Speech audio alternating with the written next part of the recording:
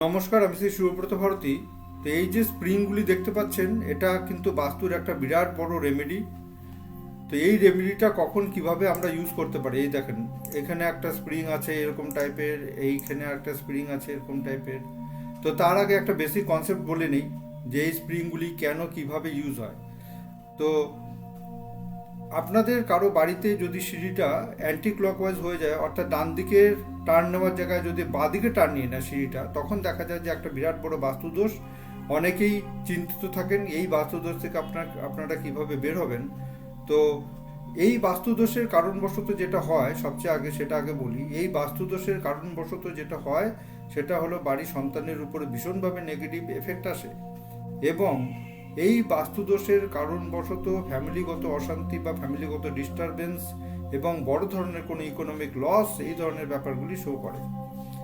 তো এই যে বাস্তুর মধ্যে যে পঞ্চতত্ত্ব রয়েছে, এই পঞ্চতত্ত্বের পাঁচটা এলিমেন্টের পাঁচটা মেটাল থাকে, সেই মেটালের হিসাবে ওইখানে কিন্তু সেটিংটা করতে হয়। অর্থাৎ এই যে জলতত্ত্ব, এই জলতত্ত্বের জন্য যে মেটালটা ইউজ হয় সেটা হলো অ্যালুমিনিয়াম।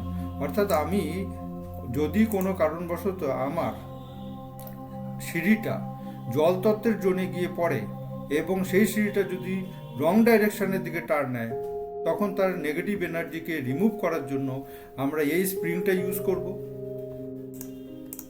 তারপরে যদি এটা হচ্ছে এয়ার এলিমেন্ট, অর্থাৎ এই জোনের মধ্যে যদি সিঁড়ি থাকে, তখন তার বাস্তুদোষ রিমুভ করার জন্য আমরা যেটা ইউজ করব সেটা হলো স্টিলের এলিমেন্ট, ওকে, স্টিলের স্প্রিং।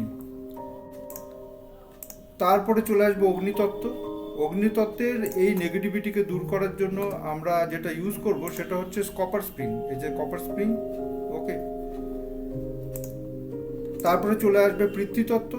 এই পৃথ্বীতত্ত্ব, এই জোনটাকে বলা হয় পৃথ্বীতত্ত্ব।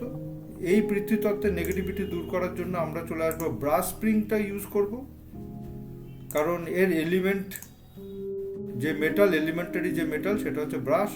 আর এই জোনটার যদি নেগেটিভিটি তৈরি হয়, অর্থাৎ এই জোনের রেকটিফিকেশনের জন্য আমরা যেটা ইউজ করব সেটা হলো আয়রন স্প্রিং, এটা হচ্ছে আয়রন স্প্রিং, ঠিক আছে। তো এই স্প্রিংগুলিকে যদি আমরা সঠিকভাবে ম্যানিফেস্টেশন করে সেট করি, তাহলে বাস্তুর অনেকটাই দোষ রিমুভ হয়। তো এই রকম অনেক প্র্যাকটিক্যাল কাজ আমরা করেছি এবং তাতে অনেক পজিটিভ এফেক্ট পেয়েছি। যদি আপনাদের বাড়িতে এরকমভাবে যদি কোনো রেকটিফিকেশনের দরকার হয়, তাহলে আপনারা